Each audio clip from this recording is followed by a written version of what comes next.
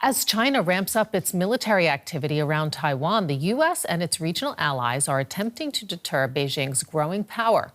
One effort centers on a small island in the northern Philippines, where the government recently built an important military base.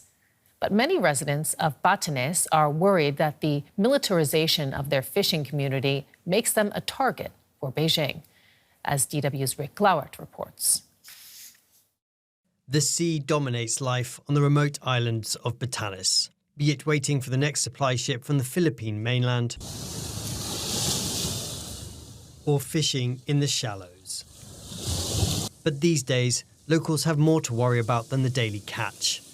Looking north, they see increasing possibility of conflict between China and Taiwan, and fear it could spill over to their shores.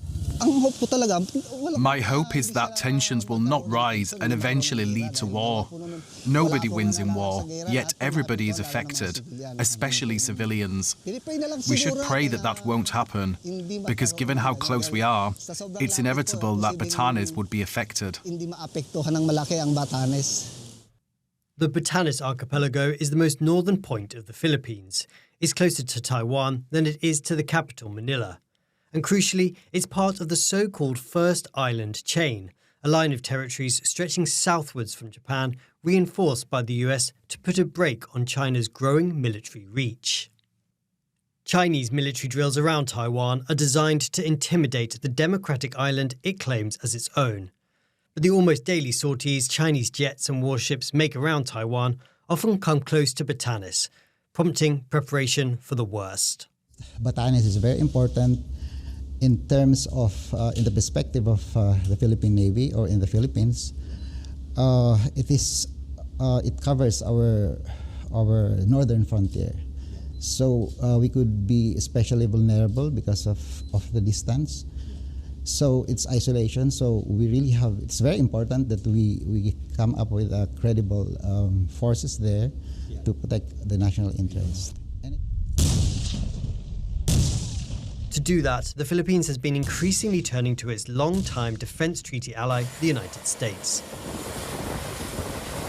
They've been conducting joint war games in the country's north and putting sophisticated long-range weapon systems like anti-ship missiles in places like Batanes. Moves that divide communities here. They are located in some of the most geographically important territories in the world, perhaps for the next 10 to 5 years. And they're being asked, or, their governments are proceeding with a lot of construction of defense stuff that, will it put them in the crosshairs of China?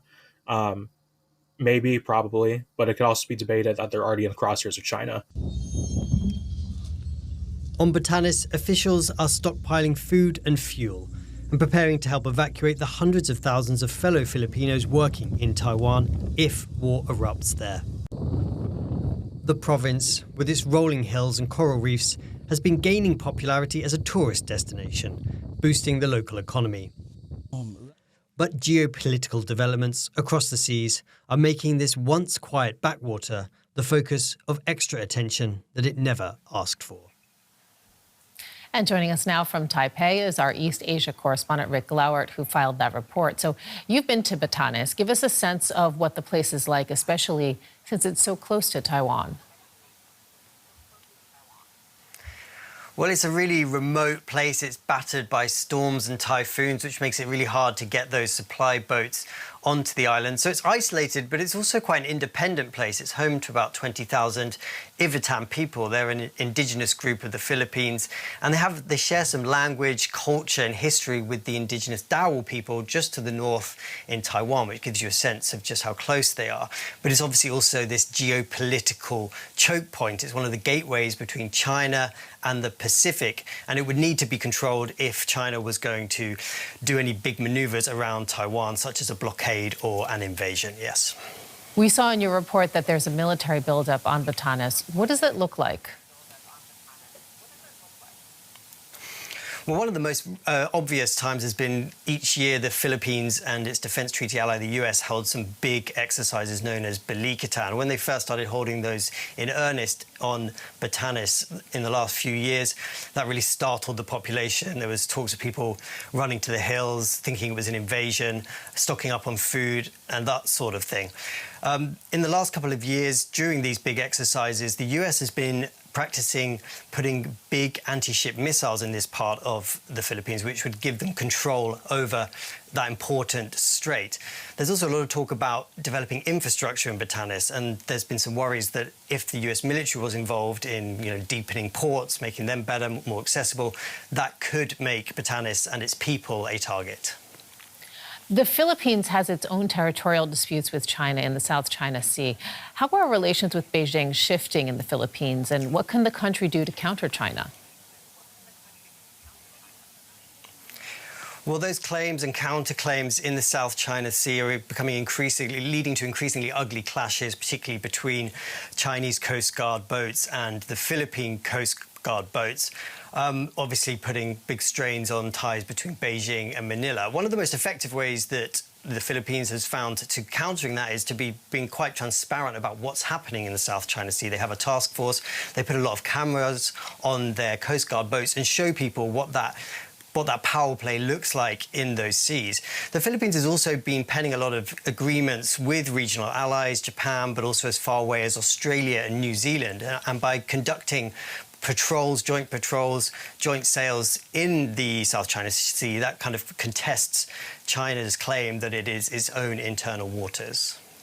Your report also mentions the first island chain, this arc of U.S. allies that could help contain China. How do other countries fit into this posturing? Yes, well, that's the chain that kind of blocks China from the Pacific. To the north of Taiwan is Japan, another US defense treaty ally where there's some tens of thousands of US soldiers.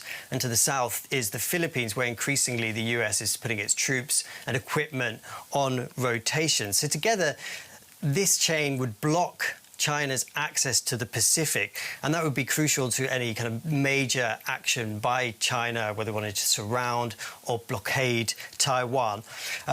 Obviously, the big message from the US under the new Trump administration is that these allies need to take their own defense more seriously. So there's been pressure put on them to spend more in defense, which they have been doing, but they've also been better at talking to each other and coming up with their own defense agreements to work together to counter influence in that region.